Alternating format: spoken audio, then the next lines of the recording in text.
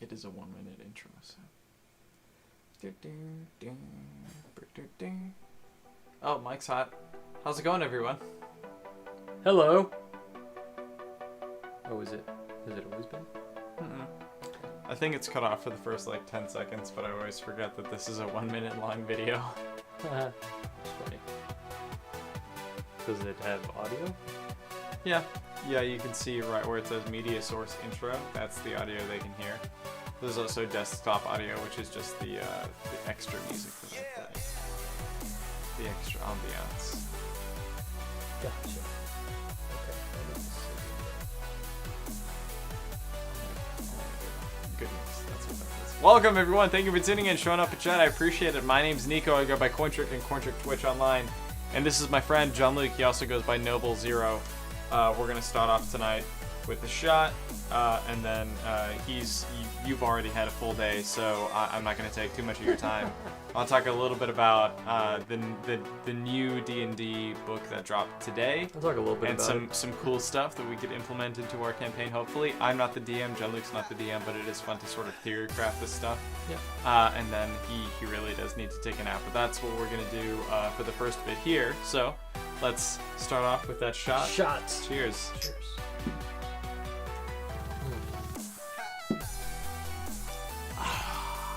Plantation stage. You were very close. That was actually the Bacardi that we had, so it's still rum. But, so in the newest, it's not technically even a source book, but D&D released a new adventure called, not Witch in the Witchlight, that doesn't make any sense. Wild of the Witchlight, or Wild into the Witchlight, or something like that. Basically, the whole adventure takes place in the Feywild, and by nature of this being in the Feywild, it has to fill in so many gaps that already existed in the source books, like talking about fairies as like playable races, and other sort of like Fey races as playable races, what the Fey are capable of, how they're different from regular humanoids, and like all these extra magical items. It's really fun because it is the whole thing is based around a carnival, similar to like the one-shots that I've run you through that are in the gray. The entire thing's based around the gray a carnival. Tournaments. Like, yeah, it is. Are we talking like how grand of a Wild scale is? Beyond the Witchlight is what it's called. It's called what? Wild Beyond the Witchlight. Okay. So you know Dark Moon Fair? Yeah. Like, imagine if a whole campaign were designed around that's what this is like. Doesn't sound as much like a campaign as like an entire chapter of... Like a chapter to it feels like we could, like, if we knew that we were going to be missing one character from the right people for like a whole month, we might do like, okay, we're going to do a two session, like, 2-shot through this series of that things. Sort of thing. Yeah. To get some UA content into the right people. I like that. Well, it's not UA anymore. Fairy is now an official playable race. Freshly... And so is Herongon, which are rabbit folk. That sounds interesting. Like, here's what I'm picturing.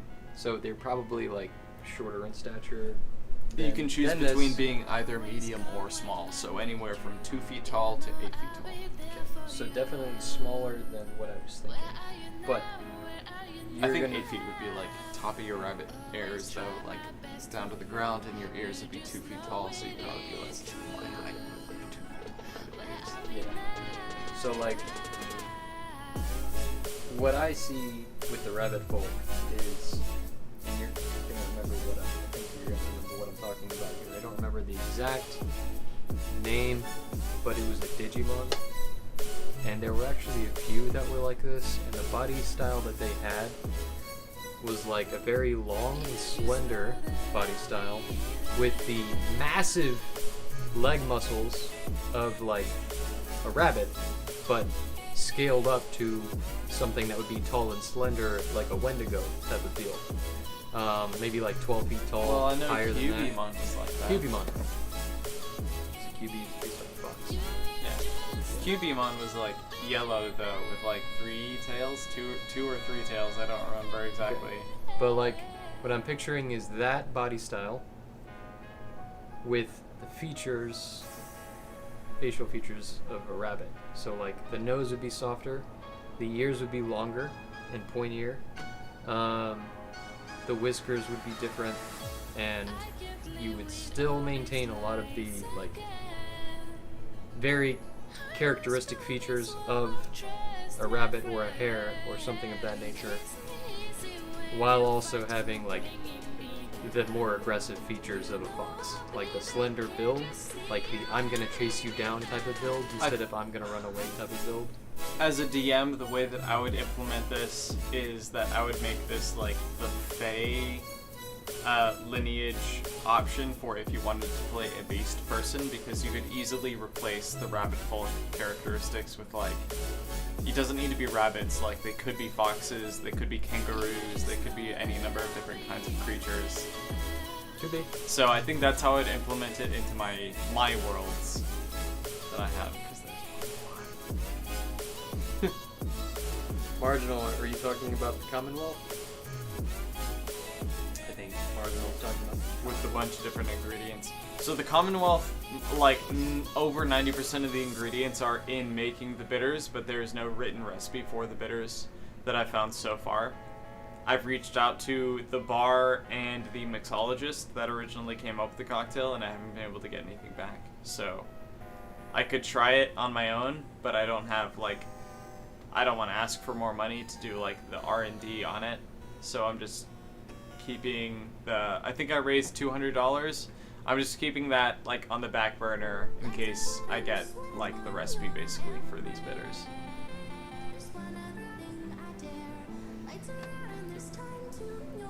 coal. What all is in it again? Jeez, there's like 71 different ingredients.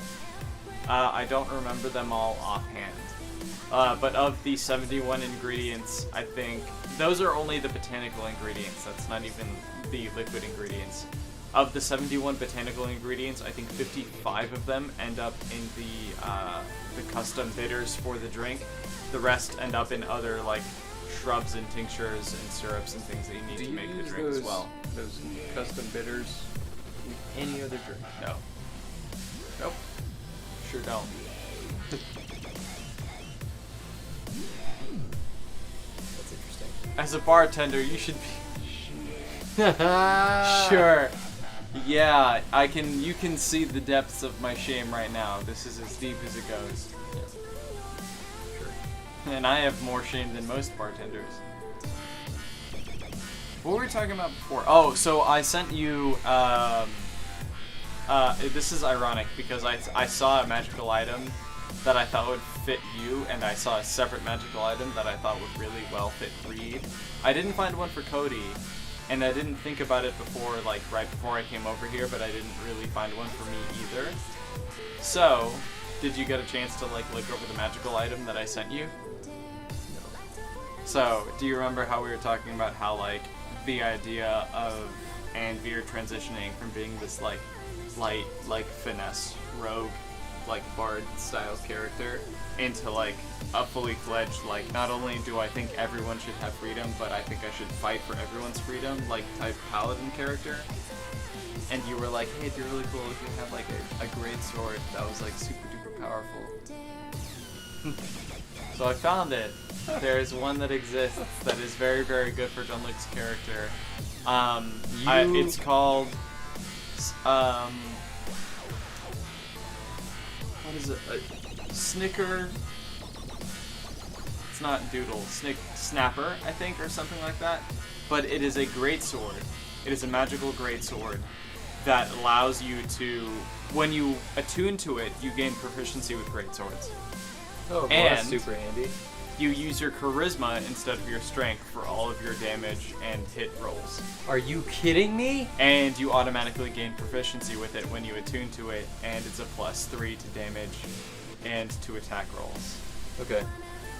So, for the uninitiated, You would have a +11 to hit and a +8 to your damage rolls. yeah. So for the uninitiated, we're talking about Dungeons and Dragons. Everybody knows what that is, essentially. We all play a character that we kind of like, we use our imagination to play the character through mission by mission through a campaign, through a story. What we are talking about here and nerding out about is, like, we have our stats. Like, my character runs really, really well on charisma. What he just told me was that he looked up a weapon that my character can use that utilizes the strongest stat from my character, along with also teaching my character how to use the weapon, because he doesn't know how to use that type of weapon. So that's handy. I'm saving a lot of time and, like, effort and everything with that. He saved me a lot of time there. The highest number, so like these stats, they are going to be anywhere between 1 and 20.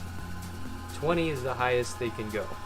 A stat in 20, like at 20, makes it like, that's like God tier. So if your charisma is at a 20, you're basically like Leo DiCaprio in 20 is the cap of what is humanly possible. Anything above 20 would be like metahuman level. Right. And 30 is God tier. Like 30 intelligence would be knowing everything there is to know. right. So It would be unable to fail the check to know something. having a 20 charisma score is like being Leonardo DiCaprio in The Wolf of Wall Street, and Also a hypnotist. also a hypnotist. And what he just gave Leonardo DiCaprio from The Wolf of Wall Street is a great sword. So a sword that's like 3/4 the height of my character, that actually runs better off of charisma.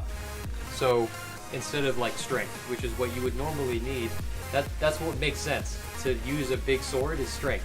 But this one, for some reason, is just like, it works with charisma instead. So like, if you're a charismatic guy, you can wield this massive sword. So here's the thing, there's more to this. Oh, yeah. This is a sentient object So with 18 charisma. so it has stats So- of its own. Yeah, so in my head canon, if you got this item, if you pulled the sword We from would the be stone, arguing. metaphysically speaking, yeah, you would be like, all right, buddy, it's down to the wire. It's just the two of us. Yeah! And then he'd be like, just the two of us. And you'd be like, we can make it if we try. And your sword's like, just the two of us. Yes. Either that or your sword would be like, I don't know, Anvir. Is it really like worth the extra effort? Like, really, what am I getting out of this arrangement?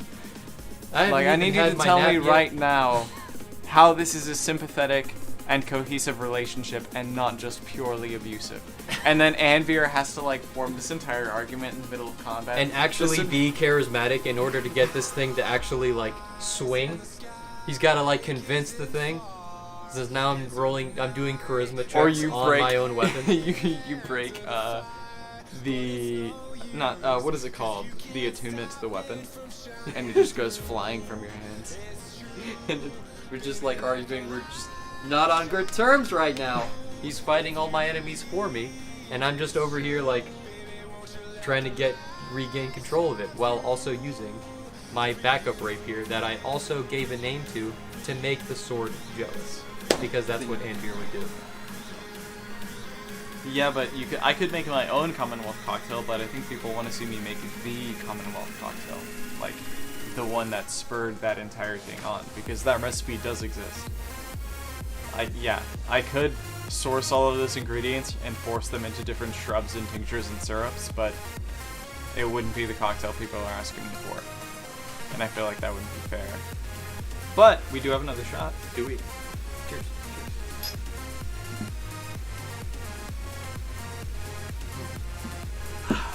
So, I mentioned the Herringon earlier as far as the new races that are in D&D right now. They also officially added Fairies. So, The Fae? two things you should know about Fairies, yeah, as like a playable race. One, your size is limited to small, which means you can only be 2 to 4 feet tall. But at 5th level, you gain access to the Enlarge Reduce spell. So you could become tiny to fit through like keyholes and stuff and be like Tinkerbell. Or you could not do that. You could do the opposite of that, and you could be twice as big. So, like, if you're medium and you use the enlarge reduce spell on yourself, you become, or if you're small, you become medium. So you become our height. Yeah. You become like normal. But if you're a rune knight, at level 3, you gain Giant's Might, where you become large. You don't just gain a size category, you become large. And then if you're a fairy, you can cast enlarge on yourself. We go colossal. And in one turn, you can go from being 2 feet tall to being 32 feet tall. With wings, and a flight speed, which is hilarious to me. Being 32 feet tall with wings. Think about it this way. You are as tall in feet as your hand, or as your grip is wide in inches. So I'm like 6 feet tall. My grip is about 6 inches around. If you're 32 feet tall, you have almost a 3-foot grip all the way around. You could straight up, 32 feet would be enough to reach around both of our waists. Not at the same time. We're not chubby, but each of us once. Each of us, yeah. But I'm just thinking, like, you can achieve. That's a fairy. They have flight. They can achieve flight. So they can already move way more than anybody else. Yes. And they get action surge because the suit is a fighter subclass. So if you, they could double dash directly up in the air and drop it. Yeah, they could. With a bug. They wouldn't need to. They could just be like, yeah, I want to go 90 feet up in the sky and just. He takes a 90 d6. Yeah, I think he's dead. Yeah, 90 d6 damage. Yeah, he's dead. That's funny, because like you can also 18 d6 or something. You can also do that from 32 feet, like over and over again. Couldn't you? That's true. Yeah. When you're like, if you're changing size. But here's another interesting thing that I mentioned, or that I didn't mention before. The Heron the rabbit folk, one of their racial abilities is to be able to jump their proficiency modifier times 5. That would be really handy. So if your proficiency modifier is +3 like ours is currently, you can jump 15 feet straight up and just launch somebody. Good. Could do that. That would be really handy on a boat or in Orin is building towards that now. Yeah.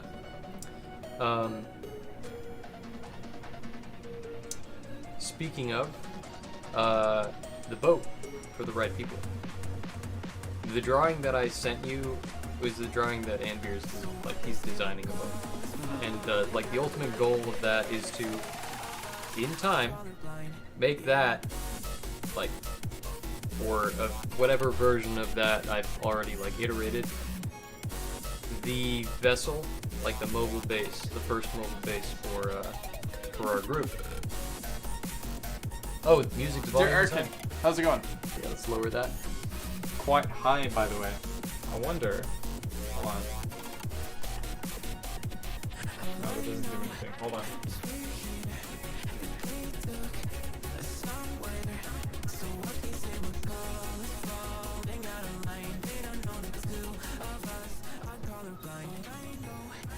So far, so good. Der Erkin? Sorry about the music. It's like a recurring thing when we stream, when Nico streams. For some reason, the music's just loud. Let us know if that's better. Please. You didn't see the magical item that I recommended for Alistair. No. Can we agree that Alistair is already like the most effective character we have in our party? That's a really good way of putting it. He's covered the most ground. Yes. Like the most effective. He's been there for the most stuff that meant the most. Yes. Very, very pivotal character. We need him. Yeah. Yep. So the other item that I found borrows from Peter Pan. It is the scissors of cutting shadows. Oh, okay. So it is a magical item that you can use to cut the shadow away from any humanoid figure. And when you do that, you can control the shadow. The shadow cannot speak, but it is invisible in darkness. And there's a bunch of other things. There's no limit to how many shadows you can control at once. Rules as written. What can Look they it do? up. What can they do? So many things, dude. Even if you could just have them like listen, even if they can't speak, like they could like try to physically articulate in 2 dimensions like everything that happened. They could probably try to sign things. Or it could try to just reproduce it as a 2-dimensional, like As a shadow. like you're watching TV, but in like black and white or black and whatever A puppet, the like background is. Like a puppet show? Yeah. Like shadow puppets. Like shadow puppetry. It would just Yeah. be like, this is exactly what happened. Yeah.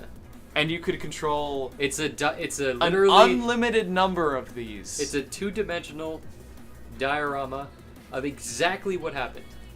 Kind of like I think they have a version of this, but instead of shadows, it's cave paintings and in we Hercules. call it the Patriot Act. Oh, never mind. Yeah, no, you're right. Yeah, I understand what you're. I know where you're going with this now.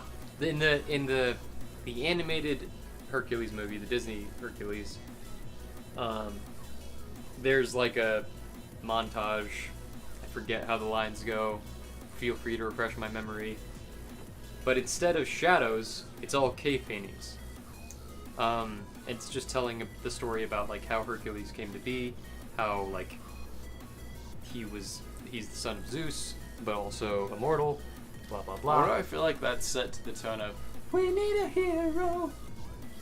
That's another song in I there. feel like it's in there, think but it's it's in, not yeah. the sequence you're talking about. It's a different sequence for Probably the one not. you're talking about. Yeah. But yeah, that's actually shadows can be excellent storytellers. Because let's say you develop a relationship with a shadow or a group of shadows. They will learn how you communicate and you will learn how they communicate. And over time, they will find a way to perfectly tell a story to you without actually saying a word. They just like marry it. They just do the whole thing. They shape out the whole thing in front of like using the light of a fireplace to tell the story. You know how Alistair With, collects like, favors, magical favors, by like getting like brands and bonds from people? Yeah. What if instead of that, he was just like, oh no, we don't need to do all that. Just stand right where you are. And he just went with these magical shears and like grabbed the guy's shadow and goes, this'll do for now. Throws him on the ground, the shadow goes and does what he wants him to do. That's awesome. I could totally see. The thing Alistair is the doing that. limitless potential of this thing, because Yeah. the shadows can also do damage. The shadows can they can use an action to basically make a melee attack against something to drain 1d4 strength permanently, unless that thing dies or the shadows die. But if the strength is reduced to 0 or the health is reduced to 0, they don't actually die. They just go unconscious, and when they wake back up, they wake up with all of their stats restored. But That's like an effective CC though.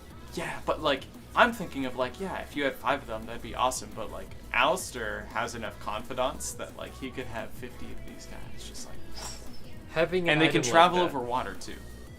That's super scary.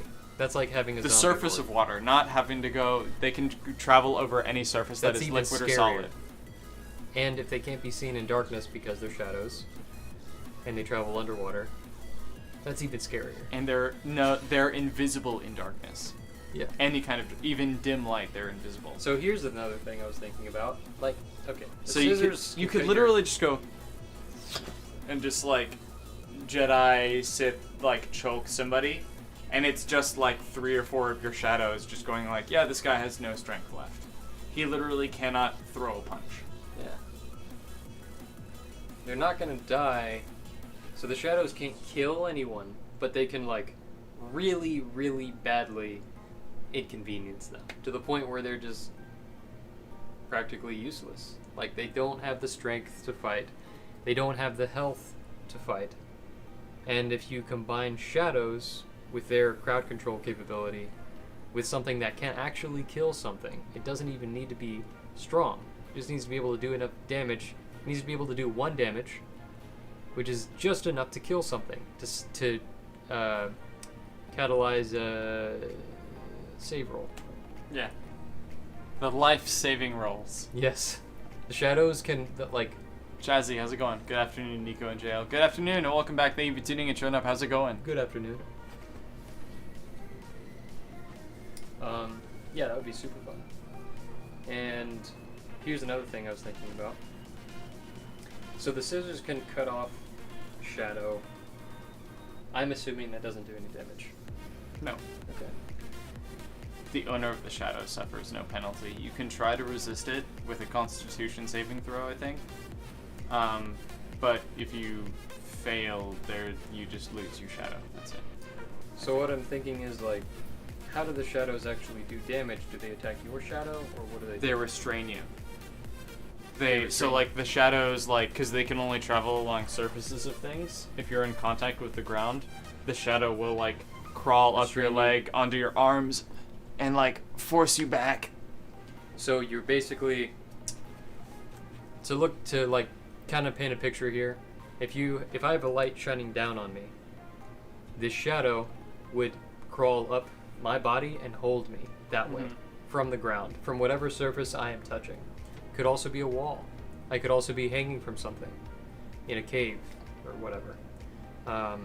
As long as I'm touching something that the shadow can move through, it can, like, I'm at risk, right? Which means if you're a fairy, And if you're floating, fly. yes, Yeah. and you can also emit light. There's another magical item I need to tell you about. Oh, yeah? Source book. Yeah, but you go on. I just wanted to mention that so I don't forget it. I just thought that was, it's just, the shadow thing is really neat, especially for Alistair, because his entire thing is collecting favors, and Alistair, Alistair's the name of the character who's, like, he leads the entire group, our entire D&D campaign party thing. His entire thing is, like, our group is just like a bunch of either ex-criminals or current criminals or enterprising criminals. We're trying to build a pseudo-criminal empire, and Alistair's character is our leader. He's super, like, effective in everything that he does. He's a very efficient character, but the way that he gets power is by collecting favors. At all times, Alistair has people following people who either owe him favors or people who are have relations with him. In debt to him in some way. He has some magical favors where, like, if he can cash in on them, and if you don't do them, like, basically you die. Right, so the way his character is written is he has informants all over the place, and everyone he's ever conducted business with has someone following them and reporting all of those things to Alistair. The whole point of all of this is so that Alistair knows everything. If you add the ability to control, manipulate, release The shadows of the people, every single one of his informants. right, of people he's already working with. He would literally know everything that happens in the dark. Right. Literally, mechanically, as soon as it's dark, if there was even one shadow connected to all of the darkness, he would just know everything that happens. He would even know the topography of caves, and actually. It's like having hands that can extend as far as the darkness itself. Like, he could, even though shadows can't communicate, if we were in a cave, he could be like, hold on. Okay, so we can make a right, and then a right, and then a left, and then a right, and then we can't go right after that. Right, because I just lost a shadow doing that. The shadows using this ability would be reading the walls of the cave like Braille. Does that make sense? Like the most advanced form of echolocation. Yes. It would be that would be You know what so we much would better do than in dark that vision. instance? In that instance, I'm pretty sure we'd be like, hey Sid, you don't need to breathe, right? Cool. Can you, like, take one of your smoke bombs and just, like, run as far in as you can, and then just, like, get on top of your thing, and we'll just slam the entrance to the cave with siege damage. Yeah, and from a huge creature, a 32-foot tall creature, just Orin going, and then everything just collapses inside of the cave. Yeah, we'll dig in there and we'll get you when we're done. Sid can hold his breath for like an exorbitantly long time. He does not need to breathe, essentially. He's basically like a dolphin, or he's an amphibian. So amphibians they can hold their breath for a really long time. Like a frog or a turtle. It's like a sea turtle. Turtles are not amphibians, and amphibians don't really, for a lot of their life, they don't really even need to hold their breath. It's like a salamander. Salamander. I don't know. Yeah. You guys let us know. What is Sid? What kind of amphibian is Sid based off of? Orin is based off of a lot of different things. Oh, but cheers really quick. Cheers.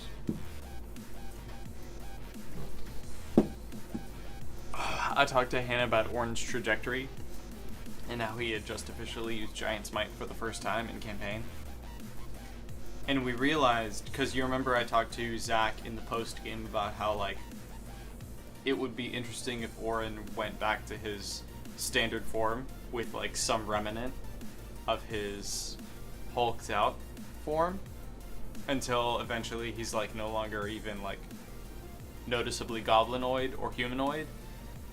Like big horns, like cleft ankles, and like wings and claws and hooves and stuff.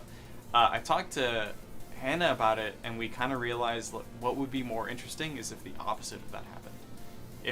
If Orin like every time he came back was actually more human, and more... until eventually he is just like a human with like some like bright green hair or something, like just some outstanding feature, so that he's just so human that he also can't go back because there's no reasonable way he'd be able to convince his tribe that like I am a bugbear trapped in the body of a 5'10" man.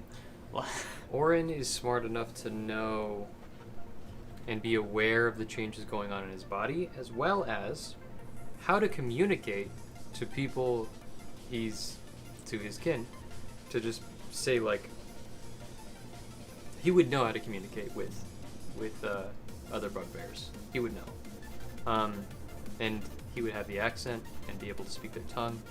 But I like that trajectory more, I think, because if you look There's at more Orin, to dig into.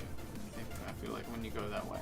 Right. So before any of that is achieved, if you just look at Orin as a character and the direction he's taking and what is important to him and how he carries himself, he's already trying to do a little bit of that and make himself seem a little more refined, a little bit less bugbear in everything that he does. The way that he speaks, the way that he dresses, how well he takes care of all of that and grooms himself.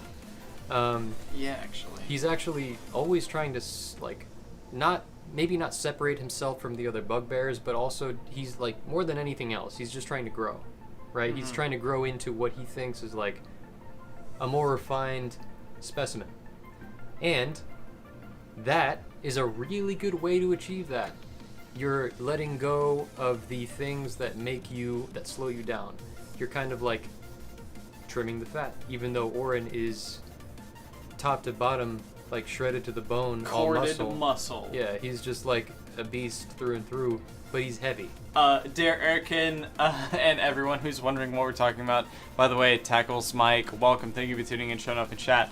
We're talking about D&D, like specifically the recurring campaign that we are playing in. The two of us are players. There are two other players and we have a DM, but we all play con men in different right. So like my main character is Orin, who is like the muscle-bound con man. He's the guy who gets what he wants by intimidation and like flexing and just physically prying it from the hands of the people that he's stealing from. Jean-Luc plays Anvir, who is our charisma-based con man, who literally is more powerful than my character, because he can literally ask for something to happen, and there's only something like an 8 or 9% chance that you won't get what you want when you ask. And here's the other thing about the weapon that he was mentioning earlier, the great sword that runs on charisma instead of something that makes more sense like strength. So like Anvir's character has a lot of charisma. We talked about earlier about like how 20 as a value is like the highest humanly possible value that you could get in any of these attributes, and for charisma, Anvir has a 21, which puts him just over the maximum like humanly possible capacity for like how charismatic a character is expected to be. So he's almost a demigod. He's like an Olympic It is kind of hard athlete. to explain, but yeah, he is like metahuman. He is In that more area. than human in that specific respect. Yeah. Everywhere else. But you can look at it this way: when you have a 20 charisma, your bonus is a +5, which means the lowest that you can perform on any kind of charisma check would be a 6. Jean-Luc, because of the way that he has built his character, when he is performing any kind of persuasion or deception, can only low, camera 1, stick with me for this, he can only roll as low as a 21. You did not mishear me here. I mean literally a 21. He can roll higher. He always rolls, matter of fact, he always rolls higher than a dirty 20. Every single time when he's doing persuasion or deception. So like that's his character concept. But he's the one who found the great sword that I operates. found the item that lets him transition into the next thing he's trying to do. So yeah, Jean-Luc's character currently can literally walk up to anyone in the game and ask for whatever it is that we need, and he will probably get it. As long as he doesn't go up and go, hey, we're really falling on dire straits, and we were just hoping we could, I don't know, like, have some children with your daughters, like, all of them. Like, as long as it's not something completely outlandish, something insane or selfish, if it's something within the realm of possibility, Anvir can just ask for it. Anvir could walk into a new port and go, man, that's such a nice ship that you have there. I've just got this rowboat. I really wish I had that ship. Would you be willing to part with it in exchange for this tiny rowboat? By the way, it only has one oar, and he'd probably win that exchange. He would probably get that ship. Anvir would trade a rowboat for a ship. You'd trade less. Well, the rowboat would work, and here's why. Because you would trade the deed to a fake ship. We already have, I think. Yeah, right? we actually I think have done that. I don't know if we that's still have true. that deed, but I know that's canonical because I know we've done it. we've done it. Traded a fake deed for a ship that doesn't exist. For something that was really valuable, way more valuable than a deed for nothing. But it was expertly crafted, so it looked like a deed for a ship that actually existed. So that works. But there was the GM has a lot to do with or the DM has a lot to do with how all of that plays out. So we can say all we want about how high or low a value is. However, the person who created the world we're playing in is already keenly aware of Anvir's ability to excel in persuasion or deception roles. That's his specialty. He's almost like unbeatable in that sense. So the rule that we've kind of been using with every interaction where we could use, basically get exactly what we want, is this a situation where you can persuade the pants off of an individual? Can you do that? Can you persuade this person to literally take off their pants right in front of you, out in the open, in daylight, in public? Can you do that? If so, sure. Is this feasible? You got what you wanted. The DC is this feasible? No. Then you have to roll higher than a 40. Jean-Luc can roll as high as I think a 31. 31. Yeah. So when you said the DC that high, it's possible if you designed a character specifically just to get the pants off of everyone, yeah, you could do that. But that's not what Jean-Luc does. That's not what his character does. I have also tried to get Anvir to persuade someone and their entire crew off of their ship. We were all trying to do that. It didn't still work. feel like we should have succeeded. It didn't.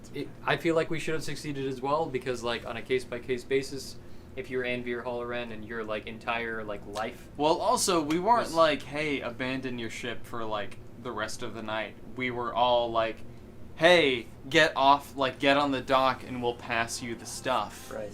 And then they were like, no, I don't think we need to be on the dock. And we were like, well, shit, we can't both be on the ship.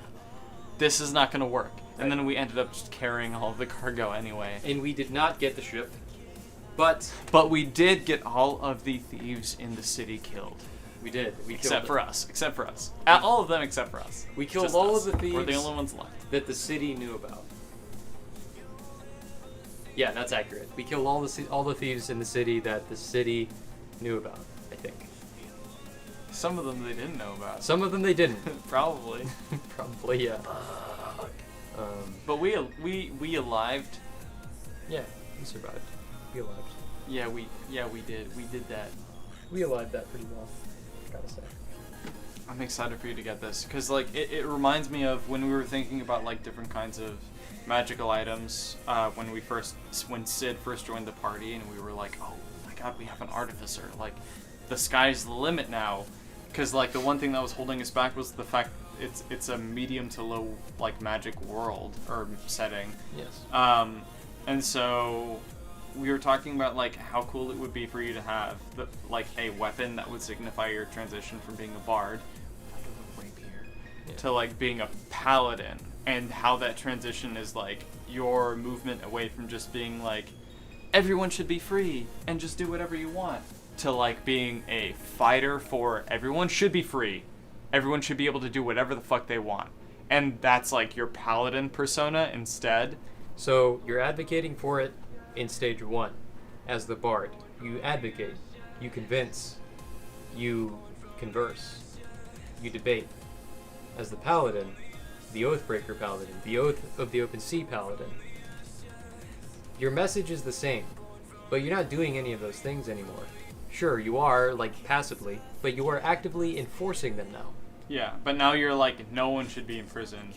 Right. Everyone should be free. Right. Always. Which, as I feel like as time goes on, is going to be a point of contention in the group, because I feel like we're going to run across, like indentured servants and, like, slaves and things like that, and your character is reasonably going to be like, no one should be living in these kinds of conditions. Like, hold me back, Alistair. Hold me back. He's going to be with the entire Oren's group. Just going to be in the back, like, you tell me when you want things to pop off. I'll be right here.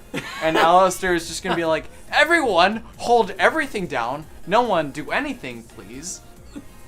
Shut up. I could totally hear Alistair Oren just like doing like the Russian accent, just like Oren's all the way in the back, just like with his hands crossed, like, you just give me the signal. You just tell me when things are about to pop. Right now? No, okay. Oh, you were just coughing? That's fine. You see a glint in his eye. Oh, is it? What's up, Anna? Oh, is that the sneeze? I thought maybe that was a cough. I thought maybe that was the signal, and then we were supposed now to do the thing. And the other guards are like, what thing? And you're like, oh, nothing. No, we weren't. No, nothing at all. We were gonna sing Happy Birthday, I think, maybe. I could imagine the group in like a prison situation where they're like trying to like message other prisoners without getting the attention of the guards. Could you imagine us in a prison situation though? Do you remember the knock knock joke play? What was the knock knock joke? Oh yeah. So, Oren, as part of this whole like troop of merry conmen that we have, Oren deals siege damage, has a hilariously high unarmed strike modifier, and damage dice. So. And he has the ability to become large with a bonus action without his equipment or anything. So Oren can literally, if we ever get into prison, we call this the knock knock joke. We also use it to break people out of prison. But the idea is that Oren becomes large, So he's 16 feet tall, raises his, like, 9 feet long arms above his head, and goes into the side of the prison like a wrecking ball. Yeah. Like a wrecking ball! We've done it before. And he deals siege damage, which means whatever he rolls, he deals twice that damage. He has advantage because he can reckless attack when he's raging. So, there's a significant chance that when he hits the wall, it will deal 4 times the damage that he needs to actually break it. And that is Orin in a nutshell. He can also do that to a humanoid, and if he did, mechanically, it would send them flying if it didn't kill them outright. So, yeah, try to think about what would happen if, like, a wrecking ball, the size of, like, a house, Like a wrecking came in and... ball. That's why his circus name was Hakim. Was it? Yeah, he was Hakim in Like a Wrecking Ball. Cheers, guys! Thank you for tuning in and sticking around. I appreciate it. Walked right into that. Yeah, you did. It's in his backstory. It is actually literally written into his backstory. Hakim? There was a moment when he was traveling with the circus, and his circus name was Hakim. Hakim in Like a Wrecking Ball. It's less funny if you don't do it with the accent because it doesn't make sense. It just sounds unintelligible. So yeah, but his circus act was that they would put like a wall or like barrels or crates or something in front of him, and then the barker would be like, "Hey, today we have this bugbear, the biggest bugbear you've ever seen, da da da da da," and he would just go like a bull and just boom straight through whatever it was. That was his circus act. So he would push walls over. Like chopping boards for martial arts? No. But- Like he would just literally walk up to this wall right here and just go and just push it over Oh, okay. the whole wall. Well, it's Orin's version of breaking boards with martial arts. Except there are no martial arts involved. It's just Orin using all of Orin to topple. He was also the human cannon. Not the human cannonball. Very different. He would take a gnome or a halfling, and he would just grab them and go boom, like a rugby ball. Just spin them as fast as possible. Can we do that with anyone in the party right now? No. You would be the only one that might get away with it, because you need to do a dex saving throw to not throw up. Anvir could do that. Anvir could also implement the kite when he's being launched. I need to show you this. Actually, everyone's gonna miss out on this. Sorry, but this is really important that I show this to John Luke. There's now a magical item that does exactly what you want it to do. Hold on. I was looking at the SLS AMG because I didn't know Mercedes made a GTR, and everyone's making fun of me for it, but that's okay. You mean a GT? GTR. GTR? Really? Yeah. Let me see if I can find it. I mean, if any car is going to be GTR, it's going to be that one from Mercedes. Being sources, adventures. It's like a very specific. Hold on, maybe I can find it if I can remember what it's called. Ornithopter? Yeah, thank you, Derrick. It's really hard to hate that car. I've never driven in it. Fucking read it. Ooh, that is. There's a magical item now that does exactly what you want it to do for Anvir. Very rare. Wondrous item. Speak up. Wondrous item. Very rare. So this is something that you should expect to just happen across in a very, very specific situation. Or maybe like a fair or a convention of some type. Maybe like the way that this thing is drawn up, like the art for this item, is very similar to what you would see like Leonardo da Vinci sketches. I have a book of like a bunch of his sketches. It's like his sketches for that. Actually, I could just show you. That's what it looks like. So in the world of D&D, where you have like most things are made of stone or crude metal, just kind of nothing is really machined. In the early times, technologically in our world, we're not super advanced. So this is something that would be really rare. It'd probably be made by a craftsman or someone who is like very, very skilled to the point where they're almost famous. But that's cool that that's there. We have somebody like that in our group already who is capable of making things like this. And that's Sid. It's such a simple mechanical device, especially the way that it's like laid out here. Yeah. It also allows you the ability to hover, which means you could fly up to a point and you don't need to move. You can literally fly up to where you need to be and not expend the rest of your movement and just be like, no, I'm just going to stand here and I'm going to use my hands and I'm going to do the spells that I want to do. It has a range of 300 feet. The Ornithopter? Yeah.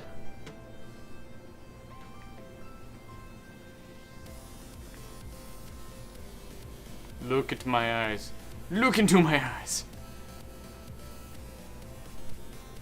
Oh, 300 Doesn't pounds. exceed 300 pounds, Okay. which just means that, like, if you were like, Orin, take this! And he was using Giant's Might, he wouldn't be able to use it because he would be, like, Yeah. 500 something pounds. That's what that means. That's fair. Yeah, that makes It sense. moves according to your spoken directions. It can't hover, which means you need to fly it from point to point. You have to have something to land on. Luckily, you have a character in your party who can become 16 to 32 feet tall. Yeah. So, That probably it will affected. probably be fine. Even imagine like the And- high value play. If you were like, oh, I want to take the Ornithopter to fly up 16 feet above the ground, and I want to wait for Orin to catch me. I would just be like, yeah, okay, I'm going to use my Giant's Might to become 16 feet tall, and then I'm going to wait for him to perch on my shoulder. Yeah. And then you'd be like, yeah, I'm going to do that. And then I'd be like, okay, sweet, I'm going to move another 30 feet. Oh, they're going to attack me with opportunity attacks. Oh no, my ankles, my knees, what am I going to do? I'm going to grab one of them and throw them 120 feet into the next turn. Because Orin can do that. You sound like the ranting Swede from what's that show called? The Ranting Swede. It was an animated show that it was like came on right after school. Forgot the name of the show. Hannah and I looked at the mechanics and the physics, where like if Orin got as big as possible, and he were to just hit someone with his fist.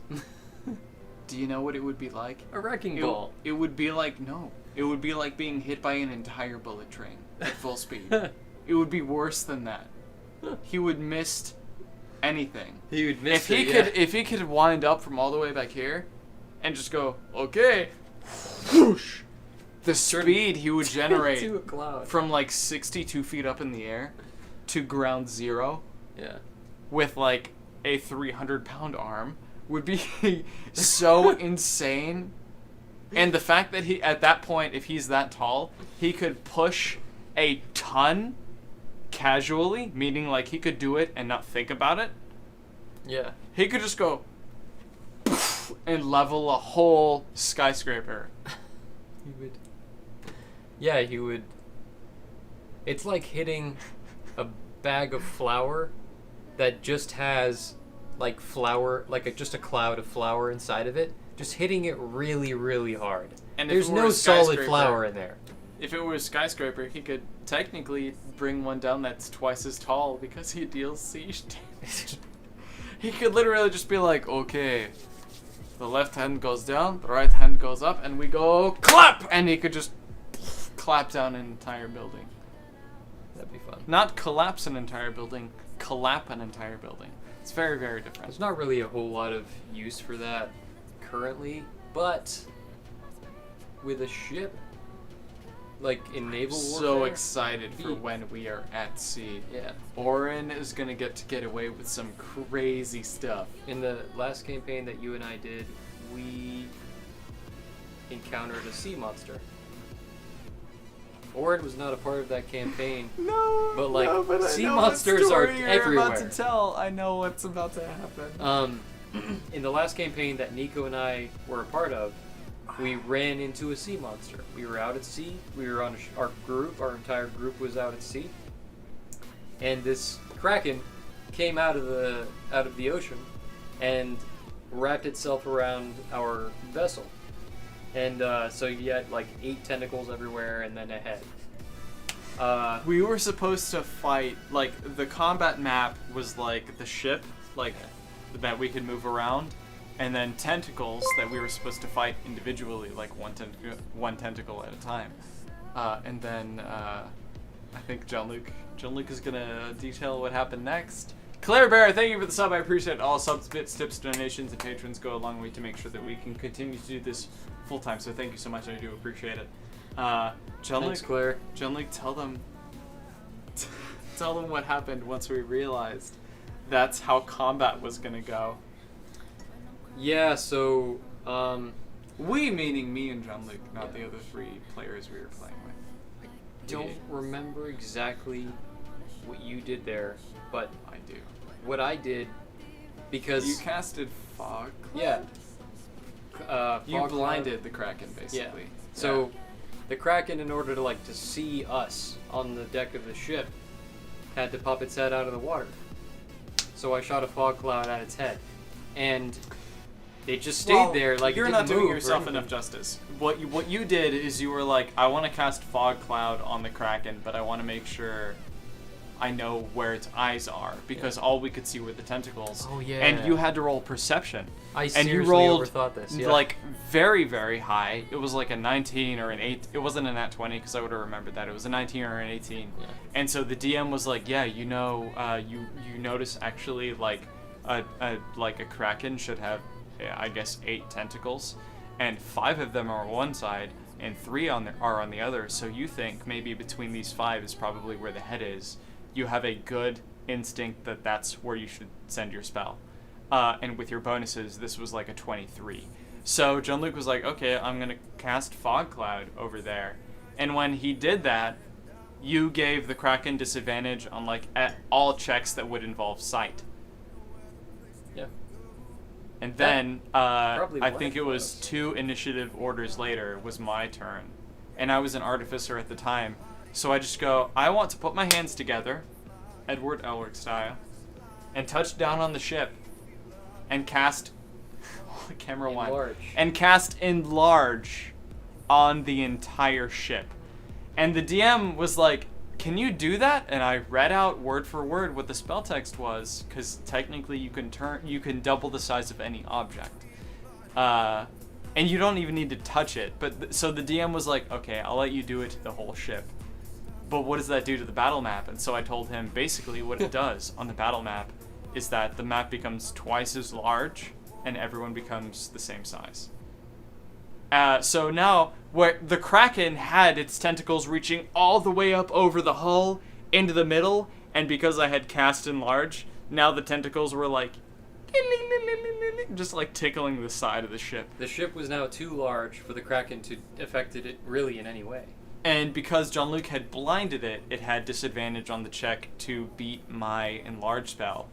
And after that, we all had advantage on all the attacks we wanted to make to basically kill the Kraken. Yep. Because it couldn't see us, so it couldn't defend itself. So we all, instead of like paying attention to the tentacles, we were all like, yeah, we're all just gonna go into the fucking cloud, and we're gonna take the disadvantage and fucking smash the shit out of whatever we can reach. And we won. It worked. Stuff like that is why I play D&D. That's Because- that's like peak D&D. Yeah, so like let me explain what I mean. You have all of these players who have all agreed to show up at a time every week, at least once a week, to play this game that has been written and tailored, not just like the narrative and everything, how the whole story is supposed to go down, by the dungeon master, the storyteller, but also by each character. Because depending on how seriously each character going in takes the campaign, they will pour effort in not just in preparation before it even starts, but between sessions, thinking about what would my character do in this situation? How would my character think in this situation? How would I interact here? What confrontation do I need to prepare myself for next week with this other character or NPC? Or maybe with the DM himself or herself. Basically God. The DM is God. So you think about all of these things before they happen, and then you try it out on session day, and if it works... 30. Oh boy, alright. Oh, awesome. And if it works, then great. And it usually fucking works. That's why Nico and I both love playing D&D. But yeah, shot 30 again. Okay. Unless you want to make me take both of these shots. Nope. Whoa! That was It was impressive. I know. We don't need to talk about it. We don't need to dwell on it. It was impressive. Okay. Takes years of practice. That's what I tell everybody. We're not going to spend that much time on it. Let's not talk about me. Let's talk about you. Right, yeah. Okay. Yeah. What's it like being Superman, but like with a mustache and like facial hair so that no one recognizes you? It's not that impressive. Isn't it? Is it weird like having to describe to people that like I am Superman, but Superman is actually less than 6 feet Do you know tall? what happened the other day at work?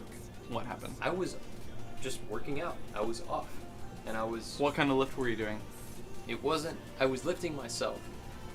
You were lifting yourself? But I was lifting So did you like go down to do a push-up, but you accidentally like pushed the earth out of orbit? I accidentally... Because like that's happened. was stretching, and an account manager... How dare you? How Yeah. selfish. I You was- think you need to stretch? Yeah. Save some time for the rest of us, man. We're not all gonna live to be 140, okay? I know, I'm sorry. Leave the stretching to everyone else. The thing is, like, I'm already 140. we need the blood flow. You clearly have all the blood flow you need. But alright, continue. So you this- were stretching. this- What else did you do? This account manager was giving a tour to an older couple. They were looking to get back into a gym. They And chose the lady ours. saw you and she got pregnant. No. The account manager, Sam. Saw you and she got pregnant. His name, He got pregnant. he was like, "Hey, yo, Jean-Luc, I need you to hang sideways off of that pole real quick." Oh my god. Ellie, hi! Welcome. Thank you for tuning in. I am sorry we were both not taking this seriously. Welcome. Not at all. Hey, Ellie. How are you? Welcome. Most of what we do here is storytelling. Yeah. I think... Ellie, how have you been? I haven't tuned into one of your streams in a while. I said the same thing last night, actually. And like, I feel almost really verbatim. bad. He got pregnant, yeah. Yeah, he got pregnant. She got pregnant. It's a he. Well, then he got pregnant. It's yeah, I mean, okay. he, then, yeah. like, can explain. So he got pregnant, and Right. then what happened? The child is gonna be a he. We're gonna name him... Is it going to be, like, a super he with 2 Y chromosomes? Yeah, we're gonna Like, name he's him... going to be able to see, like, infrared? Yeah, and, we're like, gonna try to X-rays? keep it real simple at first. We're just gonna name him, like, after the Avengers at first. Okay, and then we're gonna kind of, like, branch Which Avenger? out. The first one's gonna be Tony Stark. Because of Endgame. I don't know. The first Avenger is technically Steve Rogers. He is technically the We first should one. call him as Roger. That way it, like, bleed over between, like, Disney and Star Wars. Right, Roger Daramo Yeah. is what he will be. Good. No, Roger. Ellie, Actually his name. How did you find us? Who told you about us? How are you? You're doing good. Excellent. Okay. We've been drinking. Roger. But yeah, we just named the first few out after the Avengers, and then we would just branch off into like the B team, and then eventually get into DC. What's the B team? Yo, how many kids are you planning on having? I don't know. The way that you described it mechanically, it seems like it'd be really easy to have kids in this world. That You can have illustrated. 3/4 of one kid every year. Look it up. Someone do that math really quick. By the way, I already have. Somebody do this math really. Okay, then what were your results? All right, if you have 3/4 of one kid every year, Then in 4 years you have 3 kids. But then You have to have kids every 4 years. You have 4/3 of a kid. Because 3/4 of a kid does no, not I survive. was wrong. 3/4 of a kid is not sustainable, Nico. You're a father. Statistically speaking, I was right. Like, not everyone makes it. But, like, you know, expectationally, you should say, like, you know, every year, if you expect every kid to make it, you're going to make 4 out of 3 kids, right? Yeah. There you go. It's better odds than the lottery. Yeah. So out of every 3 kids, Hey, you know what that means? Don't take my advice. Don't procreate. Don't do it. Out of every 3 kids you expect to make 4.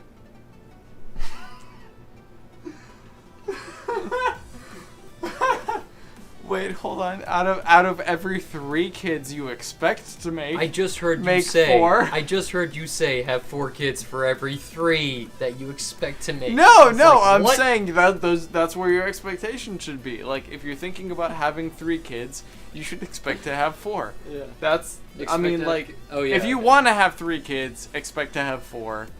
That's If you want to That's have no math. kids, that's my math, and I'm sticking to it. My name's Nico. Camera 3. There we go. how many kids are you expecting to have, bro? At least 1. Hey, I got 1 already. Yes. She's great. I'm afraid of edging my bets. Like, she's so good that I'm afraid to have another kid. 'Cause, like, if the other kid's better, they're gonna be smarter than me. Like, Let Rosalie what is grow it? up a Like, little what bit is first. what is there beyond this? Like, Rosalie is smart enough that we had to create a large pen for her. She's just over a year old. Yeah, I'm already and she hearing needs the words. same she needs the same kind of like facilities that you need for like a fully grown orangutan. Like, literally the same thing. She walks up to the door because she knows where it opens. She walks up to the door and goes, "Let me out!"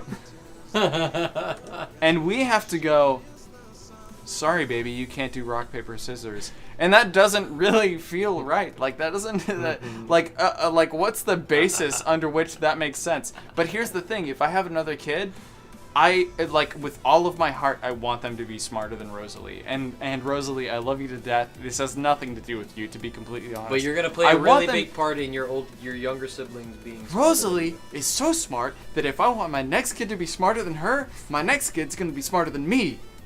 I'm terrified by that. You think that's what Mom and Do you Dad know how this works? Imagine what that third kid's like. This is our arrangement, alright? Rosalie was obviously a girl, right? Hopefully you figured that out by now. Rosalie is a girl. If our next child is a girl, I want to try only one more time to have a boy. Which means there's a significant chance that we will try 3 times to have a boy. If the third time, regardless of whether it's a boy or a girl, if this trend continues, they're going to be exponentially smarter than me. Can you please explain to me how you try to have a boy or a girl? You want to know what it's like to try to have kids? You just have you ever like really just- hard? You have to. I don't know how your zippers work, or maybe you don't use them. But if you have your drawstring, then you just undo that, and then you, whoop, and But then you try. You try to have a boy. Are Just you- like, yeah. all right, I we're mean, not gonna be. We're chemically, not gonna. physically speaking, that's what's going on. We're not just trying to have a kid today. Like and subscribe if you want to see a boy. Yeah. We're gonna try to have a boy today. Just like Not me and John Luke. That's not gonna happen. Nope, not for free. Welcome. Welcome to the chat. Thank you for tuning in. Kleenex, I think, or I don't know how your name is pronounced. Welcome. Thank you for tuning in. Y'all can't do math. No idea from Claireberry. Yeah, that's fair. I forgot how to do math after I placed out of calculus. But that was when I was still in high school. Yeah, but I never had to take calculus after that. I can't do math. I knew really That's really actually simple true. math. That is 100% accurate. No, John Lake's, he doesn't give himself, you don't give yourself enough credit. You can do math when you're not thinking about it. Yeah. You can do math when you're like, I feel like if you feel it, you can do it. But if you think about it and I'm like, all right, we need this much torque, and like this is how far away the torque wrench is, and I explain the math to you, you're like, I don't know. I don't know. Like maybe we should just have a torque wrench, and I'm like, oh my god, and you're just like, Yeah, there we go. That's all I You need. know what's really that's funny? it. All right, we never need to use this piece of equipment ever again because I was too afraid to do math. So here's the thing about torque wrenches. Most underutilized and undervalued piece of equipment in a garage, in my opinion. Super You underutilized. should use a torque wrench on everything. Everything that you need torque, every single bolt. That's what Germans do. Yeah. Like, has to be completely honest, that's what Germans yeah. do. So like, in the manual for your car, whoever built the car that you drive, if you have a car, the engineers who put it together, like, and designed it, have a torque specification for every single bolt under the hood of that car, as well as the body that holds it together, or the body around the frame that holds it all together. Mm-hmm. Everything has a torque spec.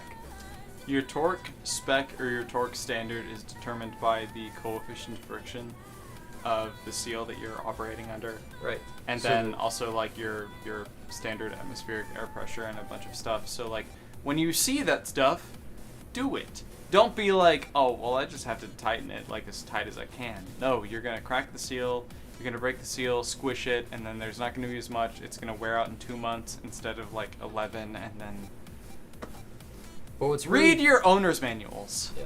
What's really funny about how did we get to the topic of torque? Oh yeah, so I saw a picture today I don't know, dude. of, and I did the conversion to pound feet to see how much torque this wrench had. It was a torque wrench. Pound feet is work, though. Pound feet is torque. Is torque the same as work? Work is measured in Force over distance. work. Is torque joules? weight over distance? Work is joules.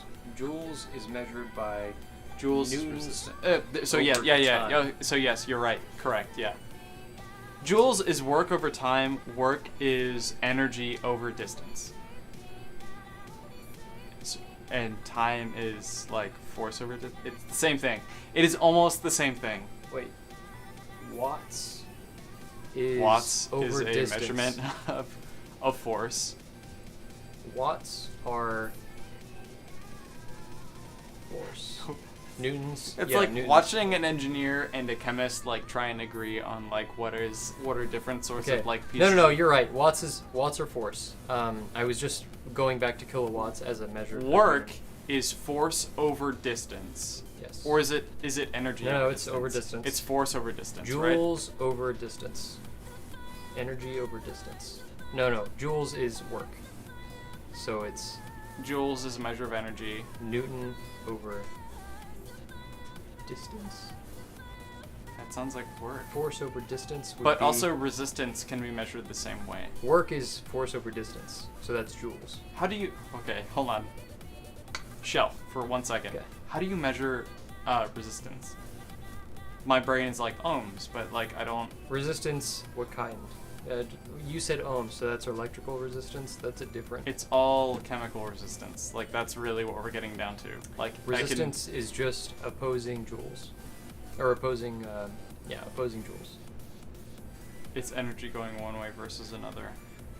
So, if I'm doing work going in that vector, and then I do resistance, if there's resistance to that work going the opposite vector, back to where I am, that is work as resistance. Kind of. But like the energy doesn't travel. Matter has to travel. Energy cannot travel distance. There's no measure for like what it is for energy to travel a certain distance. Resistance in what? Except for work. In what context? So like. You If mentioned matter were to travel over a certain distance, that would be velocity. If matter were to travel over a certain distance over a certain time, that would be acceleration. You were talking about energy traveling. Yeah. So that's different. Energy and matter. Are Really different. quick, by the way, welcome guys. If you're new here, welcome to the live stream. My name is Nico. I go by Cointrick and cointricktwitch online, and this is my brother John Luke. Neither of us have any kind of PhD or master's degree or any kind of degree at all on physics or theoretical physics. We just really like it. This is just the kind of stuff that we've been talking about between us for the last... Forever. Oh my god, fuck. So we're not experts in this. Almost 30 years? Yeah. We're not experts.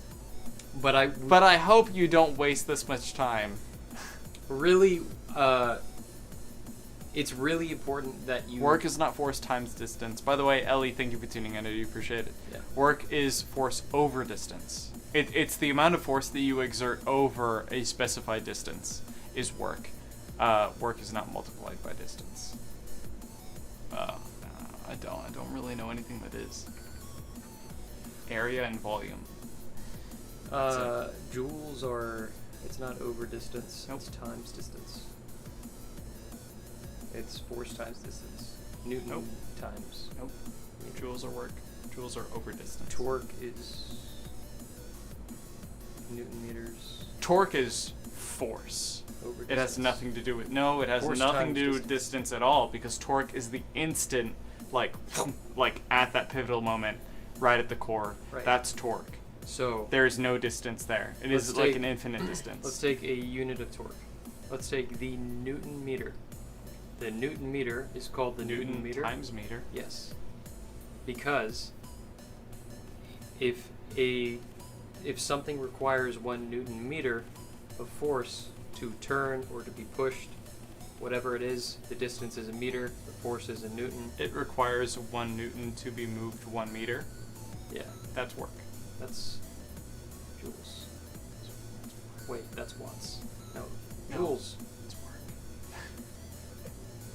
What is work? Somebody measured in? Google this. Somebody Google this, because clearly I feel like we're approaching this moment where we are actually agreeing very aggressively. The unit Like for what's work. the unit for work, It's and what is joules. the unit for stress? What's the unit for work? What is the unit for stress? And what is the unit for... What's the opposite of work? Entropy? I don't remember. I don't know. Entropy? Bro. So- Yo, you want to start talking about entropy? Alright, I'm out. Okay. The opposite Good luck. of work Have is fun talking to these people for the next 1,600 hours. The opposite of work is literally just work in the other direction. That's all it is. And then measuring resistance is just No, it's They're- not work in the opposite direction. there. So like, Because work is not like it's not a directionally proportionate thing. Work is not linear. So work is one thing over another thing. So it's the inversion of one of those two things, but not both. But the inversion of either is still the inversion of work. So what I'm asking is, what would be work to the -1 power? Unless that makes it make less sense. 1 over. 1 over energy over distance. So what's it? But that would be that would be distance over energy. So work is. It's E equals mc squared. It's I sound like I'm telling a joke, but I feel like that's what we're getting at. I feel like we're like working toward could be like how much energy there is actually, latent energy there is in matter, like where that extra gray matter is that fills in the rest of these equations. Yeah, so like E equals mc squared is just, it's a way to kind of fill in if you have, if you don't have E is just speed of light. If you don't have M is just the mass that you're working with. If you don't And have C is a constant. Sorry? Planck's constant. C is a constant. C is the, that's the speed of light. And then E is the energy in joules that is emitted in the equation. Work is force times distance. That's what I was saying. Newton No, times meter. E is not a constant. You calculate M versus M is the variable. No, I said C is C is the right. C I said C is a constant, but that's okay. C is 3e to the 8th. Yeah, I mistakenly said that E was the constant, but it's because of Work is force times distance, not work over distance. Oh, looks like I was right. Wait. Work is force times distance? Newton times meter. Force, newtons, times meter. I thought it was distance. force over a given distance, like a two-dimensional distance, like a Force straight line. over distance would be.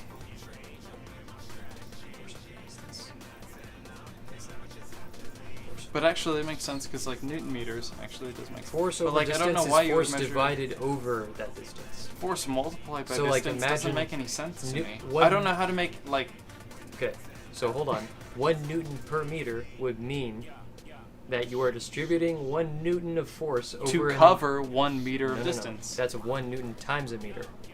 That's 1 Newton and then a meter in parentheses.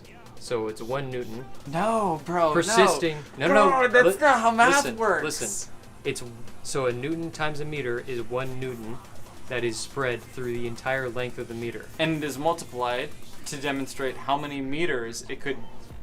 For All right, never. You know what? Continue. For Sorry. every millimeter of this meter, for every fraction of this meter, you are exerting 1 Newton of force. If you are instead doing 1 Newton per meter, you are Which dividing. is what work is. No, it's not.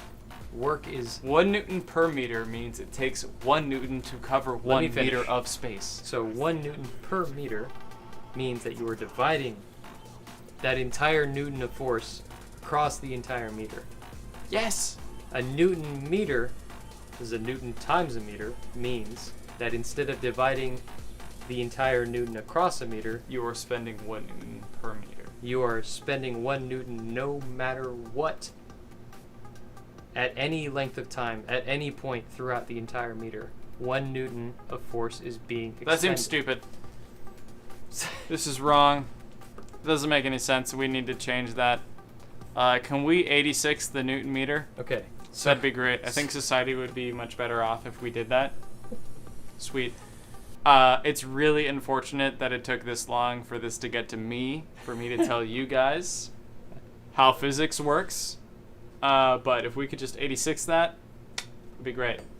Fantastic. I feel like we could move a lot faster forward if we forgot that we ever had any of this conversation. What a stupid... No! This doesn't make any sense. It does. You spend 1 Newton to cross 1 meter. It is the work over the... It is the energy over the distance. Try to think about it this way. That equals the work. When you get in your car, It's... on a full tank, imagine going and crossing a distance and still having that full tank. And having all of the power that you need to continue. It's not an expenditure. It's just... And then imagine also... What? What? Go on, John Luke! 1 mile per hour is not the same as 1 mile times an hour. Do you understand? That's what I'm saying.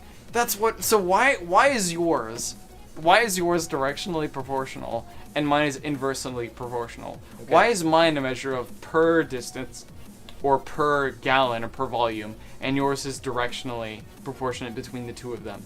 So, if you just take the derivative of the unit, because the units are different, the values are going to be different. It's not going to be the same.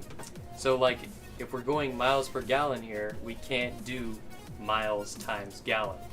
Do you understand? No, it's miles over gallon. But that's fuel economy. That's economy. Yeah. Same way that Newton... Are you talking economy versus efficiency? So, like, a Newton of force spread out across an entire meter means that you are, let's say... It is 1 Newton of force So for every over millimeter... an entire meter. For every I'm millimeter, following you. you are expending 1/1000th of a Newton for every millimeter. Yeah. Do you understand what I mean? Yes. So, if it is a Newton times a On meter... average. If it is a Newton times a meter, that means there is no fraction of a Newton ever... You're spending 1 Newton. Oh, fuck. All Alright, everyone, we're gonna cut to black while I process this. No, I'm kidding. John Luke deserves this, because I don't look stupid a whole lot. And fuck me, you worked for this. Yes. So what you're talking about, though, is that there is a constant, actually. There is a constant between there's a constant that multiplies the force over the distance. Otherwise, it is force per distance. It's a lot simpler than that. It's just so like if we use the names of the units within a meter, like millimeter, centimeter, whatever, it helps provide a little bit of clarity. So you have Yeah, it's super easy. So, Yeah. so like when we're talking about force, by the way, So and we're talking about energy over a distance. so a Newton meter is still like you're still expending a Newton of force throughout the entire meter, right? So if you're expending 1 Newton meter over a meter of distance, I only want to cut you off because Yeah. I think I know where you're going with this, and it'll be much faster. There's a difference between 1 Newton per meter and 1 Newton across a meter. It's very, and that's where I was trying to go when I was Yeah. like saying, like if you do 1 Newton per meter, that inherently the nature of that is different from doing 1 decinewton per 1 meter or 1 Newton per decimeter. yeah. Does that make sense? Yeah. So like, I don't like being wrong. I don't like being wrong. But in this instance, I'm literally I am. just chalking it up to. I'm just chalking it up to drinking. That's it, really. 1 Newton per meter is different to 1 Newton per square meter. That's right. What's up, Gucci? How you doing? Gucci, why were you not here like 20 minutes ago? What's going on? We are talking about like how exactly to measure work, because in my brain, work is force over distance. Work is dollars per hour. Sorry. Get the fuck out of here. Get out. You can go that way through the wall. Gucci, how do you measure force? Force. How to measure work? Work is force times distance. Which means, Jean-Luc, what is force? Force is acceleration. This is gonna come full circle, guys. Pay Force. attention. So F equals ma. Force is mass times acceleration. So force equals mass times acceleration, and work is mass Times times acceleration times distance. And acceleration is a derivative of distance.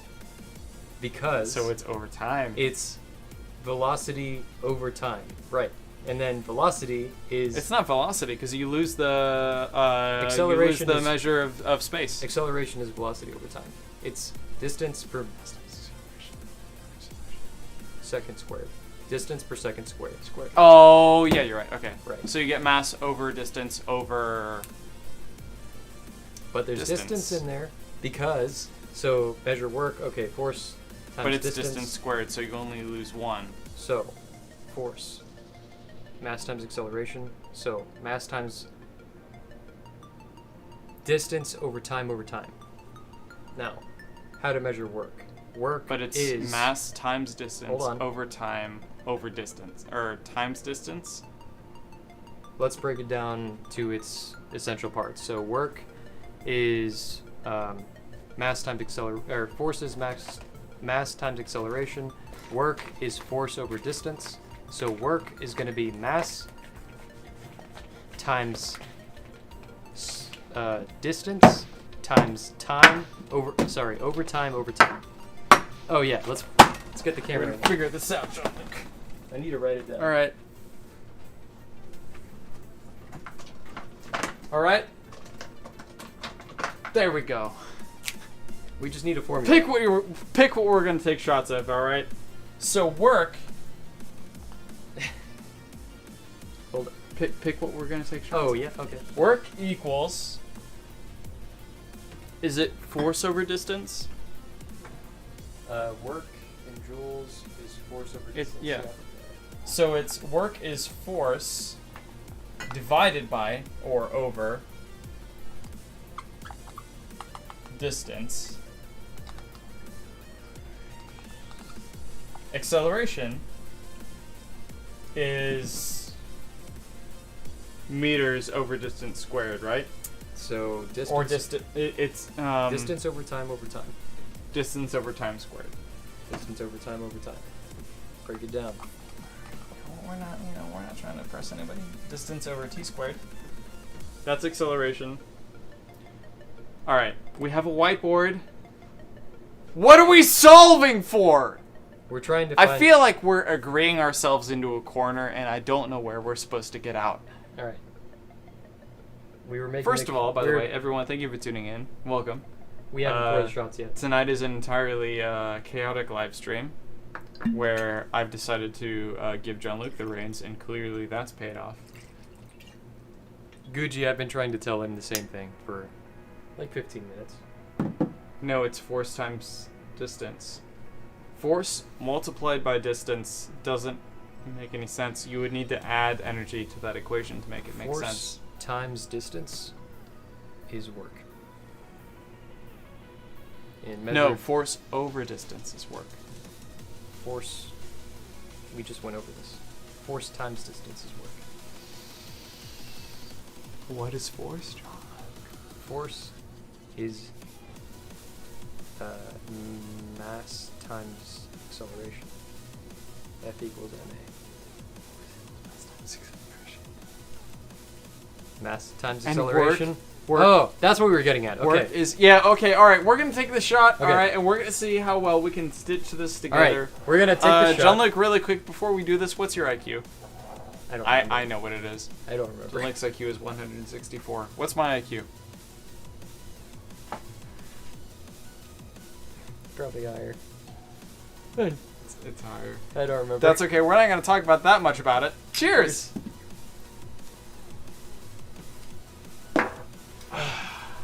Okay, so we're trying to make the connection because of distance. I want to break it into a stoichiometric equation because I want to know where the cancellations are.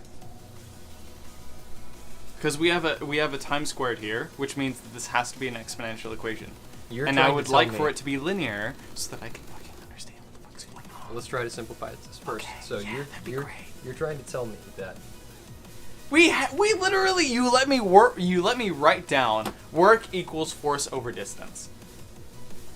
I didn't even read that. I know that that's wrong. We're gonna Google this. Oh, do you? Do you now? Okay. All right, that's cool. Yeah, go ahead, erase it. Do you want to bet money on this? We have enough ink for everybody. That's cool. No worries. All right. I'm just gonna Google work equals work in physics. I feel like I'm gonna regret this. Work in physics. I'm gonna do this in a German accent to make it feel softer on my soul. Work in physics, measure of energy transfer that occurs when an object is moved over a distance by an external force, at least part of which is applied in the direction of the displacement. To express this concept mathematically, the work W is equal to the force F. Fuck me.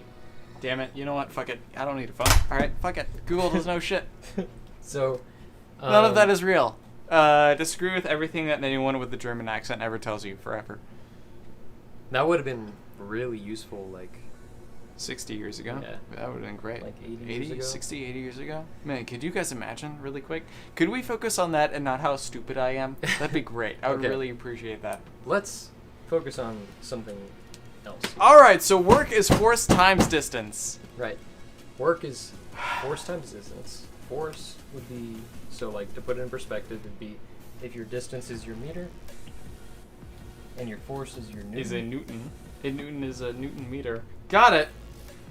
So that's your newton meter. And then acceleration is distance over time squared, so that'd just be meters.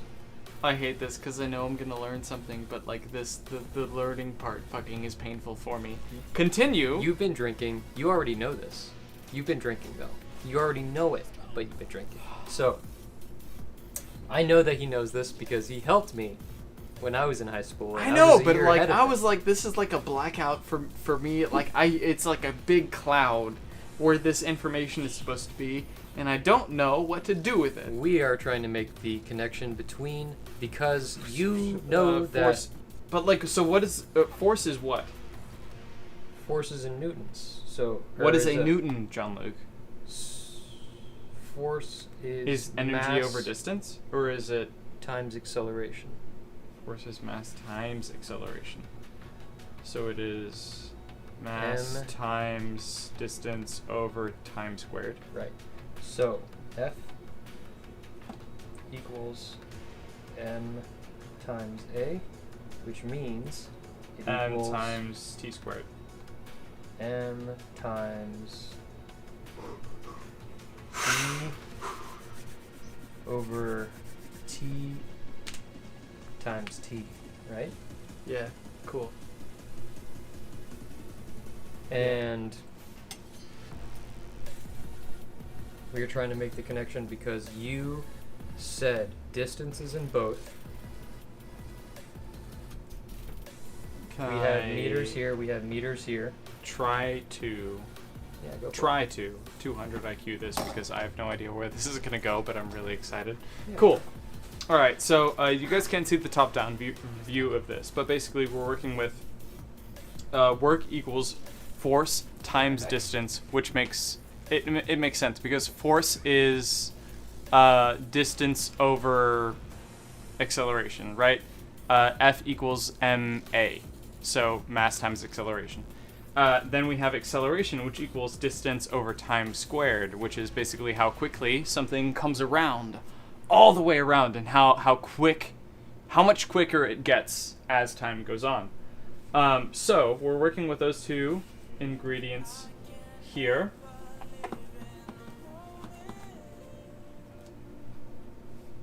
And force equals mass times acceleration, which means work equals m times a times distance. Mass times acceleration times distance equals work. So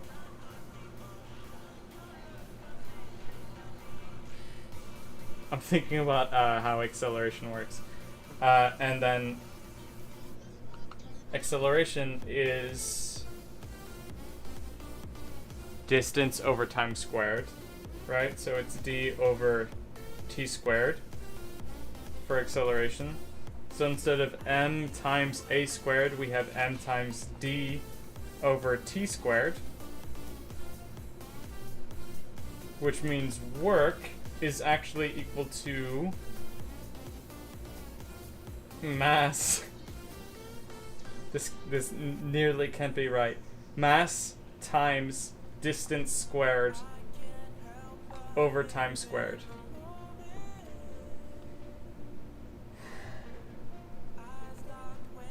Which is, by the way, the same. Jean-Luc's not gonna like this when he gets back down here, because this means that work equals the mass of the object being moved, or all objects being moved in this equation. It is that mass times distance. Jean-Luc, I hate you. I hate you so much right now, by the way. So what I've written actually is a proof to my own ignorance. Sit with me for this because you will enjoy it, and pour me another shot of anything behind the bar because it will make me feel better. Okay. If work equals force times distance, which is Newton times meters, correct? It's not a trick question. In this case, yeah.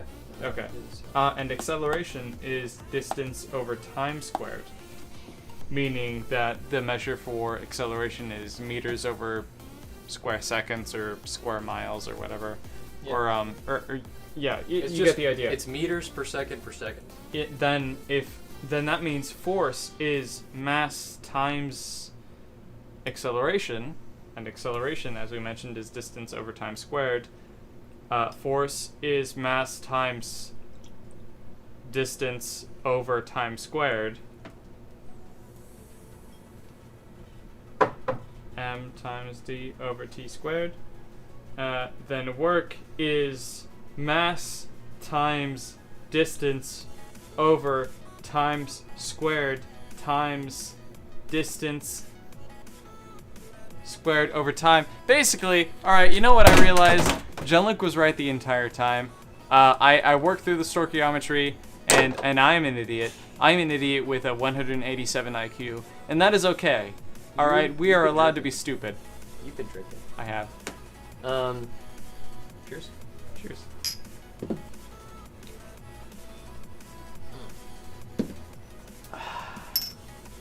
That's good. That's really good. So, did I tell you about the magical item I had in mind for Alistair? The shadows? There's more. There's more. Oh, good. I'm really glad there's more. So, we were talking about D&D earlier during this this live stream, and we talked about how I had thought of 2 magical items, one that would work well for Anvir, as he transitions to being a paladin from being a bard, and one that would work well for Alistair. The one for Alistair is derived from I want to say the Never-Ending Story, and I know that's not right. It's derived from Neverland. It's derived from Peter Pan.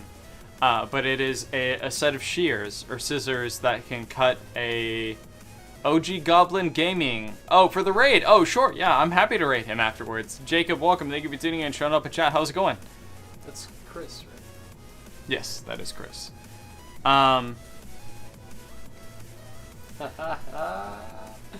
Dear Eric, and thank you for sticking around. Have a good night, man. Or man. What was I saying during the...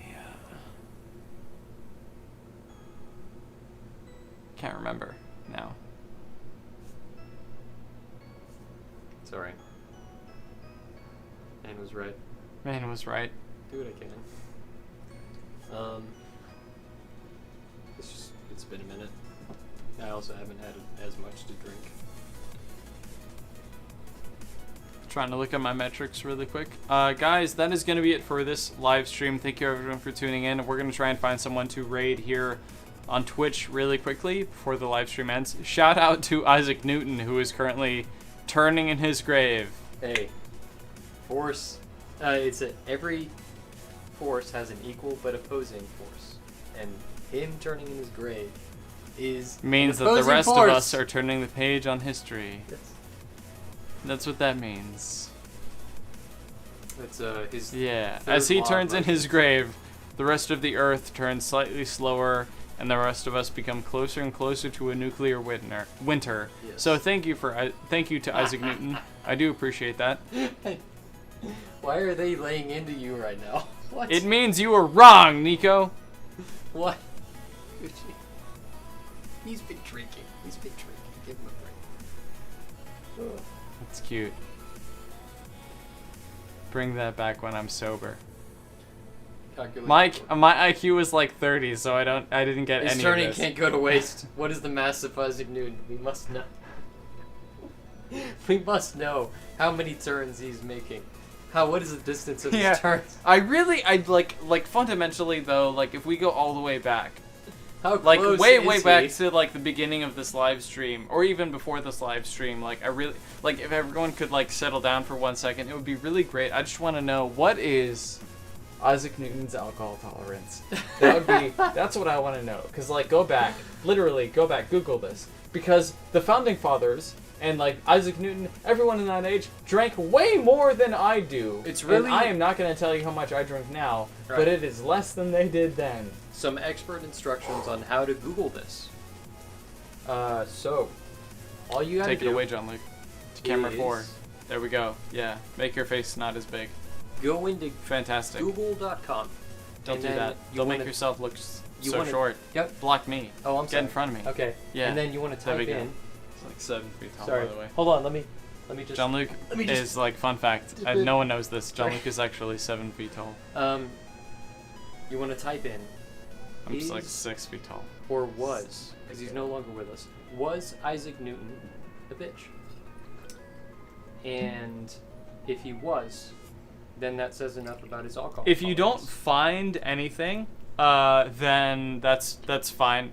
You don't actually Google a whole lot of anything really without finding any kind of any results. If you don't find anything from Isaac Newton, ignore John Luke. If you don't find anything from Isaac Newton, all that means is that he died before saying anything really of relevance, because God, I hope someone else would have mentioned that apples fall from the sky if you pluck them from trees.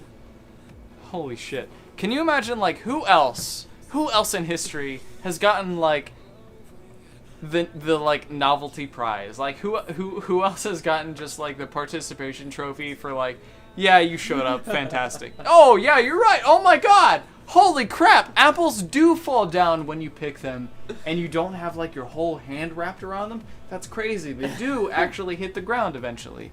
That's amazing. That's how. Who else has had that much of a consolation prize And in history? for hundreds of years. I would say following. Oppenheimer. Oppenheimer, yeah. Yeah, probably. That's really, not gonna be over because for, like, yo, no one else has gotten that much mileage. Oppenheimer is credited with saying, what is it? I am death. I am death. Yeah. Yeah. Without like, give it. It's gonna be. I am years. become death, destroyer of worlds. Destroyer of worlds. Yeah. So, in like 500 years, people are still gonna be talking about this shit. And here's how I know. Because as poorly documented, relatively speaking, as the ancient times were, hieroglyphs, great form of documenting things. Not nearly as good as a VR diorama. Okay, that's what we got right now. Back then, we had hieroglyphics, and we had codices, and we had just like various writing and everything. Hieroglyphics is a good example of this. That no longer is no longer being written or spoken or anything like that. And somehow, through all of the Latin and the other crap like vernacular from how things were put together verbally back then, we were able to piece together all of this shit about the laws that bind everything that we know together through scientific journals and whatnot. I need to show you some of these TikToks that I've actually responded to. Oh, yeah. I feel like you would actually enjoy these. I need to find my phone though, because it's not in my pocket for some. Oh, it's right there. Hold on. You threw it. You made me throw it. Yeah, we were just. Isaac Newton was able to be remembered for until now because of the discoveries that he made, and they were very poorly communicated. And we still know them. We still know this shit, and it still applies. His third law, Newton's third law of motion: every action has an equal but opposite reaction. We know all of that.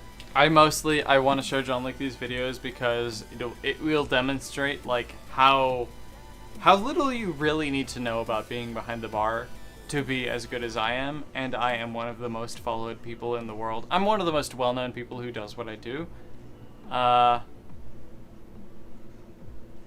Okay.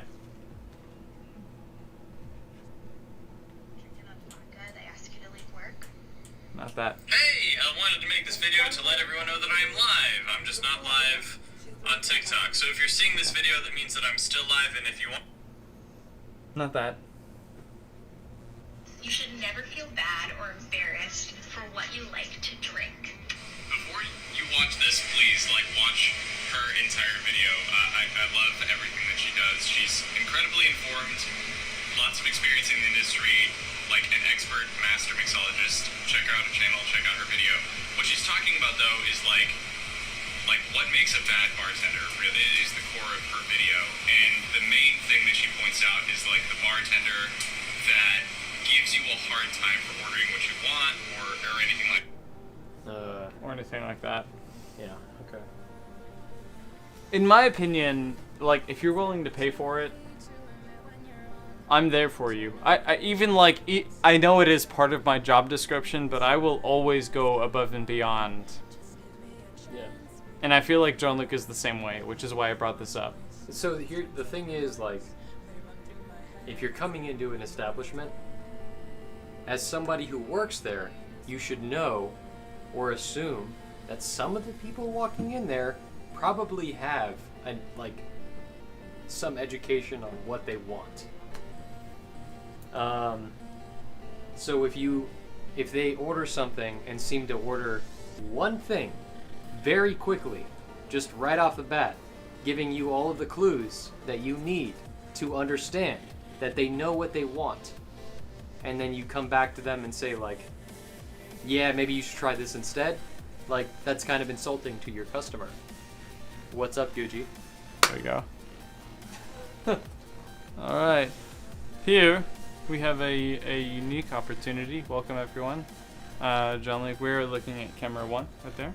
Hello, camera 1. We have 2 shot glasses right here. And on the count of 3, I want you to take your shot glass and say... toss it back? No, almost. But we'll say, like, on the first count, you're going to say, alright, everyone. Cheers. Welcome. Cheers. Thank you for tuning in. Nico's the best bartender there is. Nico's the best bartender there is. Alright, and cheers. And,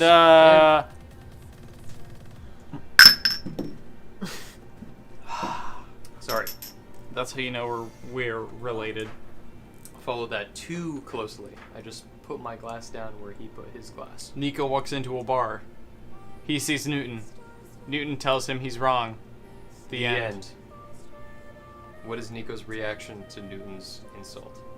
Wrong about what? What is Nico's equal but opposite reaction to Yeah, Newton's insult? what is according to the third law of thermodynamics, like what is my equal and opposite reaction? Because after a sick burn like that, there I must feel like be my an equal and but opposite reaction would be like, no, you're wrong.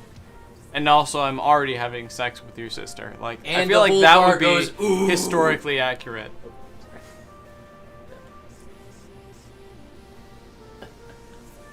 Nico walks into a bar. He sees Newton. Newton tells him that he's wrong. Yeah. Well, just tonight though. Your equal but opposite reaction The is question that I you want to know say, the answer to. no, is- you're wrong. Is like, I want to know. and I nailed your sister. Who is going to leave the bar first? Is what I want to know. Can you outdrink Isaac Newton? Can you drop? Can you make Isaac Newton Can drop? you drop the man who defined dropping? Like, can you, Right. like, really Can you drop think the man? about it? Think about it. Can you drink Isaac Newton? How much under the harder apple can tree? you, like, go under the table than the man who described what it is to be under the table? Under the apple tree. Or, I feel like, under the apple tree, I feel like in my brain means, like, dead. Like, just... If you're under any You're sort dead. of tree, there is no retrieving your body whatsoever. There's no exhumation of that at all. Dare Erkin, we're talking about Isaac Newton now. He may be physically dead, but he's far from dead. Here's the question. Was Jesus a communist? And this is the question keeping everyone awake. I mean, like, I don't know, speaking for myself and just, like, a few other billion people, I feel, no, this is not keeping anyone awake. Not like at least a few billion people. But yeah, no, Jesus was not a communist. Not really. Was Not, it? not exactly. Did he turn one fish into 1,000 loaves? We were talking, and he. Have a seat, because I think you will enjoy this conversation. Yeah. So, the communist idea would be that Jesus would take a loaf of bread and turn it into 1,000 loaves of bread, which is not what he did. What he did is he, like, against, like, the advice and everything of everyone around him, he decided to convert what he had into more than it was worth, which is very different, but is also very much a capitalist Jesus. ideal. He He could turn used a river, alchemy. he could turn a desert into a river of red wine. It would not make the river more profitable, and it would fucking wreck the ecosystem, but he could do it. What he did is he did what he could, what was within his means, to demonstrate, you know, scarcity and stuff like that at the same time. Now, okay, this is actually a really good question from Gucci, and I want everyone to pay attention to this, because this is one thing I don't want anyone to really miss out on this. This is incredibly important, so pay attention. All right, I don't do this a lot during my live streams. Try and collect myself for this. Now, all right, take 2. Now, if Goku fights Jesus, do we assume the Bible is an anime, or do we assume Dragon Ball Z is a religion?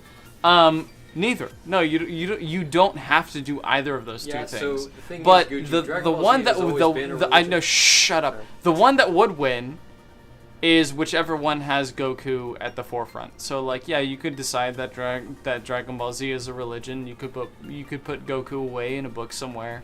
But you know, Satanic Goku, Jesus fighting Goku, all these Endgame Gokus, like Chapter 3 Gokus, are gonna come out and fighting everybody, tooth and nail. There are so knee and many elbow. different Gokus. Like you could have Dragon Ball Goku, you could have GT Goku coming in out of left field completely, like Dragon Ball GT Goku, and then like, let's see, and that's probably the most powerful Goku there is, even though he's a child at first.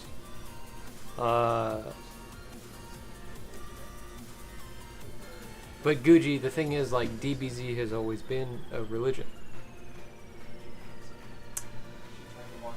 So...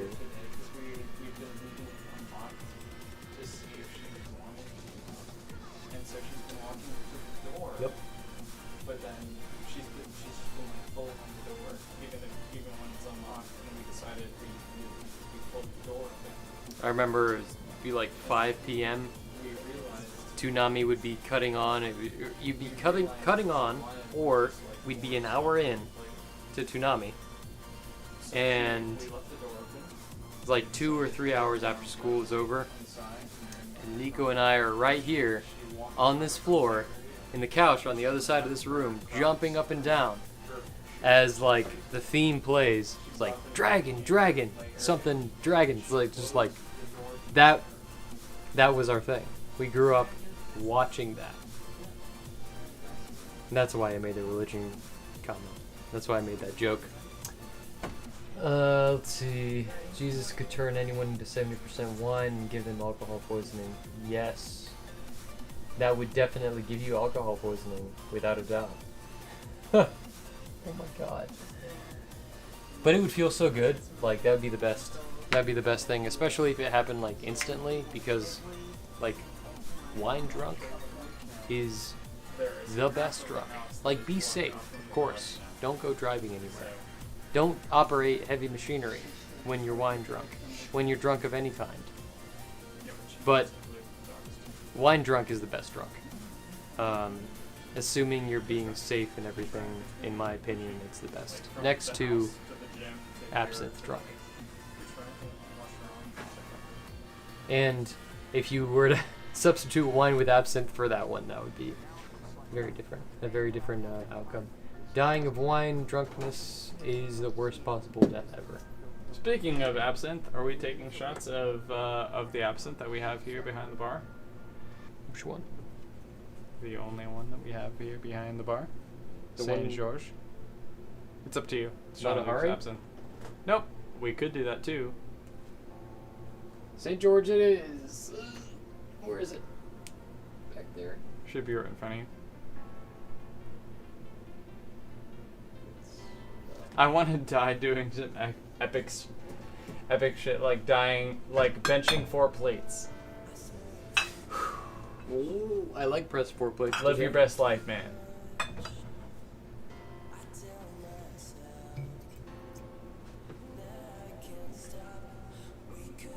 St. George, another man that slays a dragon too. Too cliche, not touche.